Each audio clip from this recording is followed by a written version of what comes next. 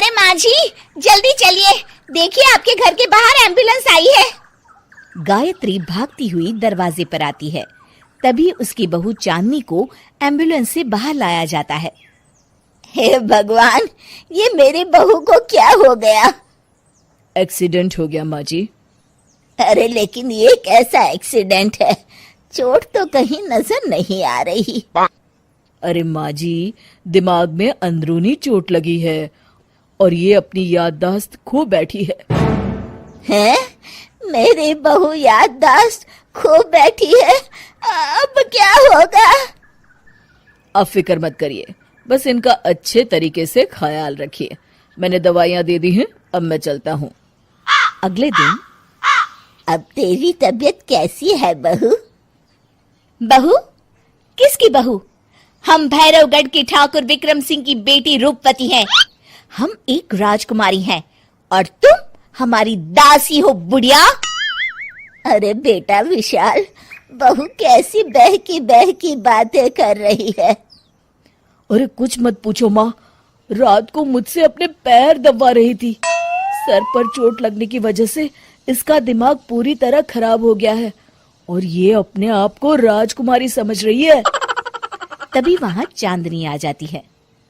तुम दोनों यहाँ क्या खुसुर फुसुर कर रहे हो? कहीं तुम दोनों मिलकर हमारे खिलाफ कोई षड्यंत्र तो नहीं रच रहे हो?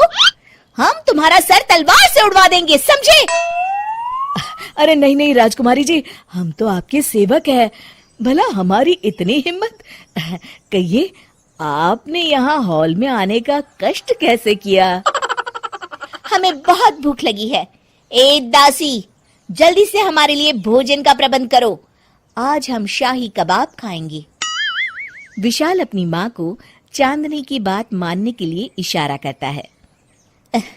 ठीक है राजकुमारी जी, मैं अभी आपके लिए भोजन लेकर आती हूँ। इस तरह विशाल और उसकी माँ ना चाहते हुए भी चांदनी की जी हजूरी में लगे रहते हैं। लाओ माँ, जल्दी से मेरा टिफिन दो, मुझे देर हो रही है। अरे ठहर जा, जरा दम तो लेने दे मुझे। सारे घर का काम मुझे अकेली को करना पड़ता है। तेरी बीवी तो राजकुमारी बनी बैठी है, सारा दिन हुक्म चलाती रहती है। अरे माँ, मेरा भी तो यही हाल है। फिलहाल तुम मेरा टिफिन दे दो, मैं चला। रुको, कहाँ जा रहे हो? अरे मर गया रे, ये कहाँ से आ धमकी? आज हमारा जुहू चौपाटी घूमने का मूड है और हमें अपने लिए नई साड़ियाँ भी खरीदनी है। चलो जल्दी से अपना वाहन निकालो और हमें ले चलो। अरे अब तो मैं गया काम से। अगर आज मैं वक्त पे ऑफिस नहीं पहुंचा तो मेरा बॉस मुझे नौकरी से निकाल देगा। मरता क्या न करता। आखिरकार विशाल चांदनी को घुमाने ले जाता है और चांदनी अपने लिए ढेर सारी शॉपिंग भी करती है। ए दासी, टीवी पर कपिल शर्मा के आने का समय हो गया है, जल्दी से टीवी शुरू करो। अरे वाह, कपिल शर्मा तुझे याद है, बाकी कुछ याद नहीं। बहू तू तो बड़ी चालू लगती है, अपने फायदे की हर चीज तुझे याद रहती है। मैं तो तेरी इस अजीब बीमारी से परेशान हो गई हूँ। अगले दिन, अरे डॉक्टर साहब, आप इतने दिन से मेरी बहू का इलाज कर रहे हैं, लेकिन उसकी बीमारी तो सुधरने के बजाय और बढ़ती जा रही है।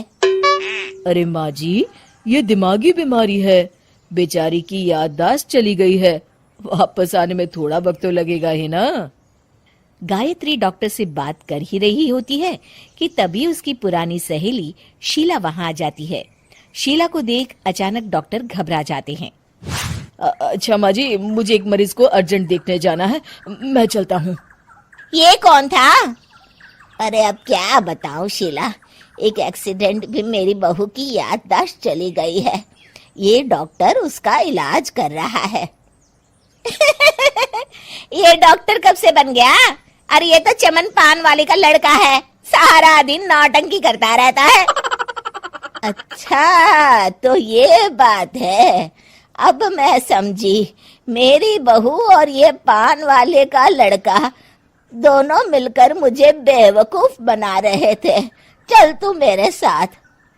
गायत्री शीला को एक बड़ा सा डंडा हाथ में देकर अपनी बहू चांदनी के कमरे में ले जाती है। बहू, ये मेरी सहेली है, एक डॉक्टर है। इसने तेरे जैसे न जाने कितनों का इलाज 2 मिनट में कर दिया है। इसका कहना है कि सर पर जहाँ चोट लगी हो, अगर उसी जगह दोबारा किसी बड़े डंडे से जोर से मारा जाए तो मरीज की याददाश्त वापस आ जाती है। देख, हम डंडा भी लाए हैं।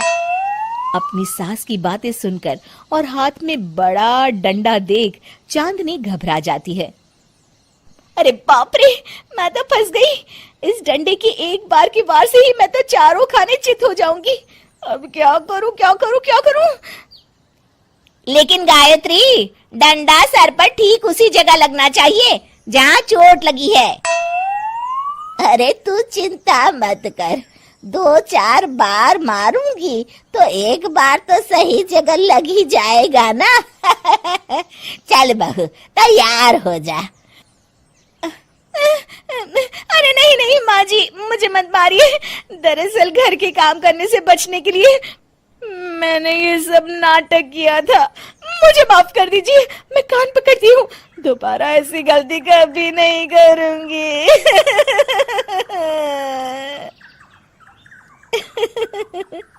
क्यों दोस्तों, कहानी कैसी लगी हमें जरूर बताइएगा।